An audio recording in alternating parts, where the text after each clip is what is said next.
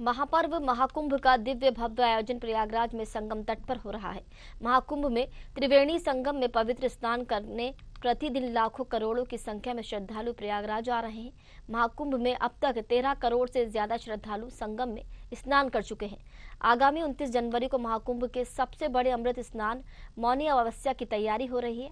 मौनी अमावस्या के पर्व पर 10 करोड़ श्रद्धालुओं के आने का अनुमान है। श्रद्धालुओं की बड़ी संख्या को देखते हुए प्रयागराज रेल मंडल ने भी विशेष प्रबंध किए हैं। मौनी अमावस्या पर्व के दिन प्रयागराज रेल मंडल ने शहर के सभी स्टेशनों पर यात्रियों के आने और जाने के लिए विशेष योजना बनाई है।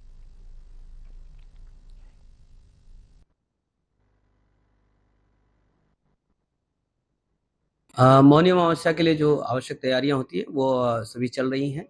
जैसे हम लोगों ने सभी जगहों पे साइनेजेस प्रॉपर पुटअप करना, बैरिकेटिंग प्रॉपर करना, इसके अतिरिक्त आम श्रद्धालुओं के लिए जो स्नान की जो सुविधाएं होती हैं जैसे घाटों को तैयार करना, बोरियां रखना, उस पर कांसा पुआल बिछाया जाना, चेंजिंग रूम्स पर्याप्त मात्रा में लगाया जाना, टॉयलेट्स पर्याप्त मात्रा में इंस्टॉल करना, वॉच टावर्स रहना, ये सारी व्यवस्थाएं वहाँ सुनिश्चित की जा रही हैं। सर, देखा जाए जिस तरह से अभी आगजनी की घटना हुई थी, इसको देखते हुए कोई रूट नया तैयार किया गया क्या? नहीं, आगजनी की घटना एक दुर्भाग्यपूर्ण घटना वहाँ हो गई थी, उससे रूट से कोई लेना देना नहीं है।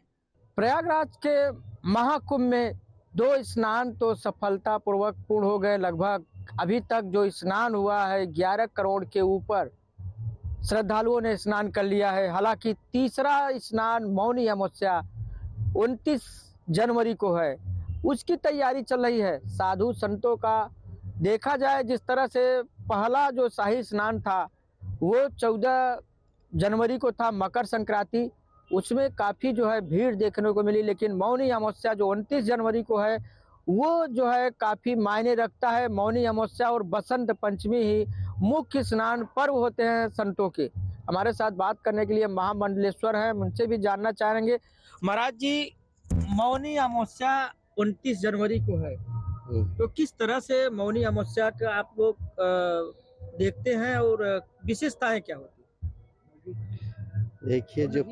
देखिए पिछले जो स्नान हुए हैं उसी तरह से मौनी अमावस्या का भी स्नान सफलतापूर्वक ही होगा। तो जो लक्ष्य लग रहे ये भारतीय सनातन परंपरा में मौनी अमावस्या का और वो भी कुंभ में विशेष महत्व रखता है। तो पूरे भारतवासी श्रद्धा और निष्ठा रखते हैं इसके ऊपर, ठीक है। तो सभी आने की चेष्टा करते हैं।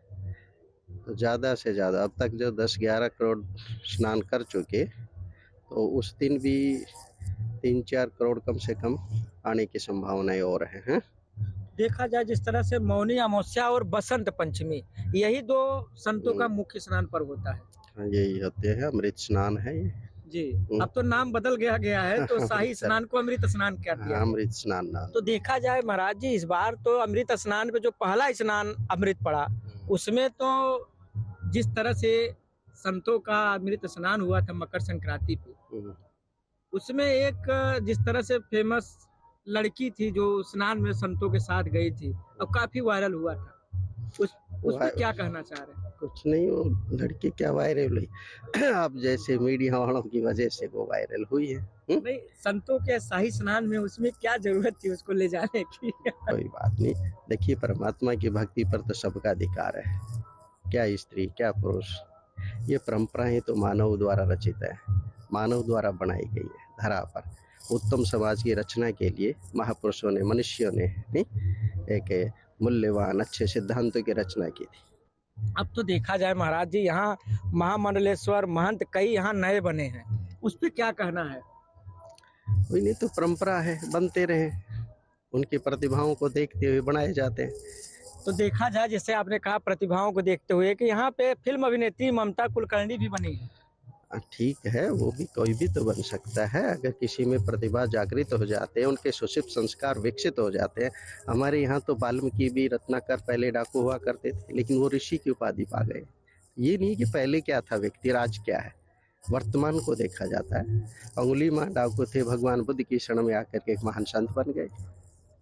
तो संतों के सानिध्य को प्राप्त करते हुए, मनुष्यों के पास रहते हुए, उत्तम कोटि के ग्रंथों का अध्ययन करते हुए अगर आपके पुराने जन्मों के संस्कार जागृत हो जाते हैं और आप अध्यात्म में प्रवेश कर जाते हैं तो इसमें क्या है। कुंभ को हमारी जो पीढ़ी है वो जो नहीं देख पाएगी। हमने तो देख लिया, लेकिन हमारे पूर्वज भी नहीं देख पाए होंगे।